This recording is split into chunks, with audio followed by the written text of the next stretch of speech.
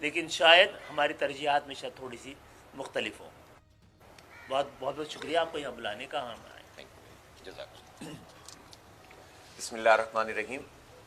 سب سے پہلے تو میں ایم کیو ایم پاکستان کے وفد کی جو ہم پہلے بھی تشریف لائے ہیں تو خیر مقدم کیا ہے، اور ظاہر ادارہ نور حق میں اس بات کا پورا موقع موجود ہے کہ سب بیٹھ سکتے ہیں، اپنا نقطہ نظر بیان کر سکتے ہیں، جو کامن چیزیں ہیں اس پہ بھی تبادلہ خیال ہو سکتا ہے، اور جو اختلافی امور ہیں اس پر بھی کھل کر گفتگو ہو سکتی ہے. جہاں تک بلدیاتی انتخابات کا تعلق ہے، ہمارا تجربہ یہ ہے کہ 2009 سے 2015 تک 6 سال بلدیاتی انتخاب نہیں ہوا. ظاہر ہے اس وقت پاکستان پیپلز پارٹی کی حکومت 2008 میں وفاق میں اور صوبے میں بنی تھی، اور 2013 تک وفاق میں بھی رہے تھے. ایم کیو ایم ان کی اتحادی تھی. پھر اس کے بعد 2013 میں ایک بلدیاتی ایکٹ آیا تھا، اور 2014 یا 15 تک غالباً آپ ان کے ساتھ رہے.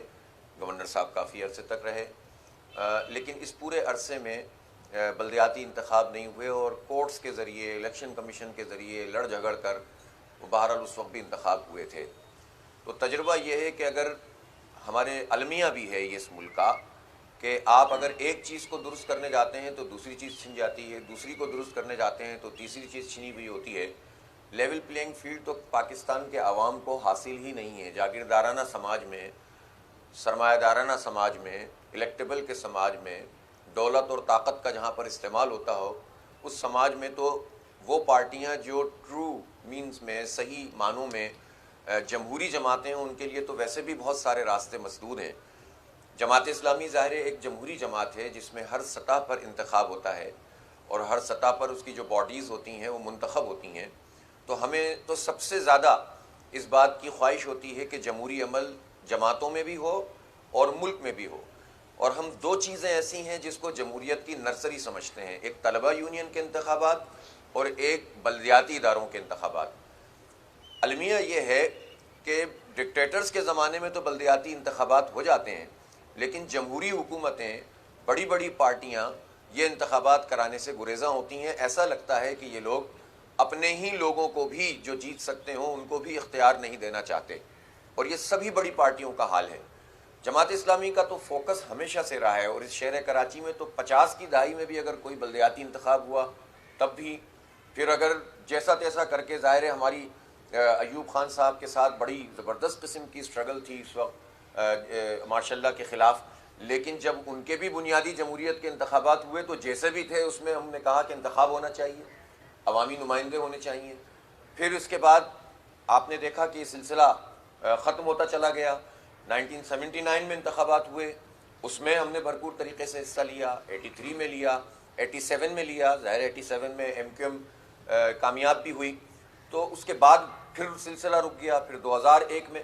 تو ہر دفعہ ہمارا بہت فوکس ہوتا تھا کہ انتخابات ہونے چاہیے.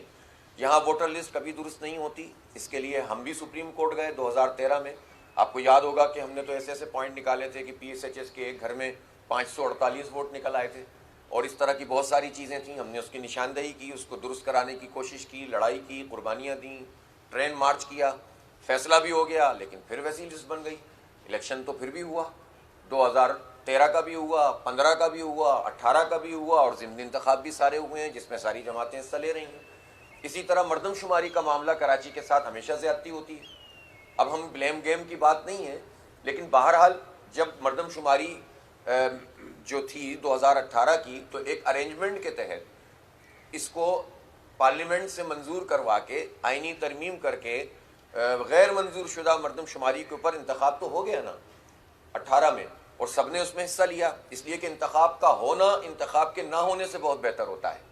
اختیار مل جائے تو بہت اچھی بات ہے، اختیار تو کس کے پاس کتنا ہے مکمل طور پر جمہوری عمل میں، یہ بھی ایک سوالیہ نشان تو رہتا ہے نا پاکستان کے معاشرے میں. لیکن بلدیاتی اداروں کے حوالے سے بھی ہمارا نقطہ نظر اس لیے بہت واضح ہے کہ ہم یہ چاہتے ہیں کہ لڑائی لڑنی چاہیے. اختیار کی جنگ بھی ہم نے لڑی. ہم 29 دن کے دھرنے پہ بیٹھے.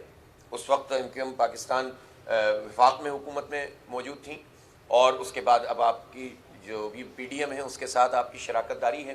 گورنر صاحب بھی آپ کے ہیں اب.